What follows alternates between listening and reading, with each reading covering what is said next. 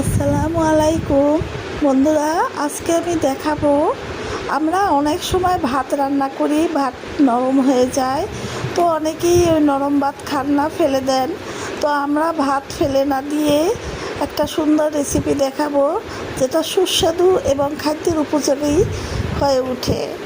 তো বাইরে বৃষ্টি পড়তেছে, খুব ভালো লাগতেছে। ভাবলাম আমি রান্নাটা সেরেই ফেলি এবং তোমাদের সাথে শেয়ার করি। আমি ওই ভাত দিয়ে সবজি খিচুড়ি দিয়ে বানাবো।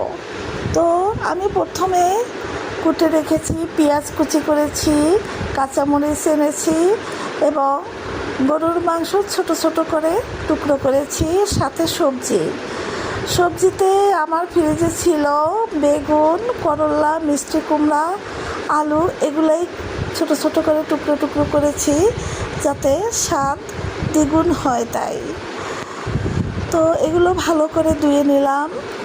তো প্রথমে আমি রাইস কুকারে বসিয়ে দেব, কারণ গ্যাসের চুলার রান্না এটা আমার কাছে ভালো লাগে না।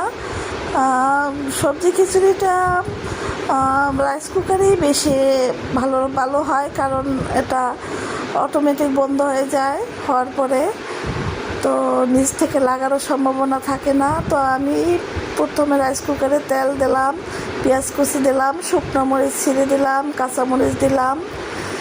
এরপরে কিছুক্ষণ হালকা লাল লাল হওয়ার পরে পেঁয়াজটা আমি দিয়ে দিয়েছি গরুর মাংসের টুকরাগুলো এবং হলুদের গুঁড়া, মরিচের গুঁড়া এবং ধনিয়ার গুঁড়া, আদা রসুন বাটা, এগুলো সব একসাথে দিয়েছি। এটা যার যার পরিমাণ মতো দিতে পারেন। সাথে লবণ দিয়েছি। এটা কেউ জাল কম খায়, আবার কেউ বেশি খায়, তাই আমি আমার মতো করেই রান্না করি।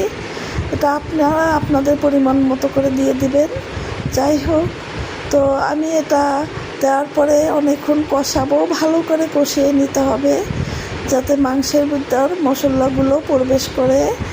তো কষানোর পরে আমি ঢাকনা দিয়ে ঢেকে দিচ্ছি, যাতে আরও ভালো করে কষানো হয় সেজন্য। তো এরপরে আমি দেখলাম যে প্রায় শুকিয়ে আসছে পানিটা। তো এলাচি দিলাম, দারচিনি, তেজপাতা, লং, এগুলো অল্প করে দিয়েছি।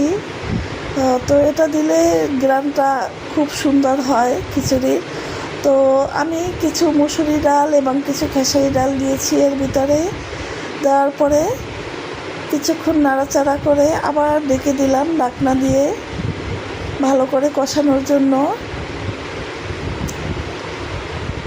তো আবার দেখতে আসলাম, দেখি যে না, এটাও কষানো হয়ে গেছে।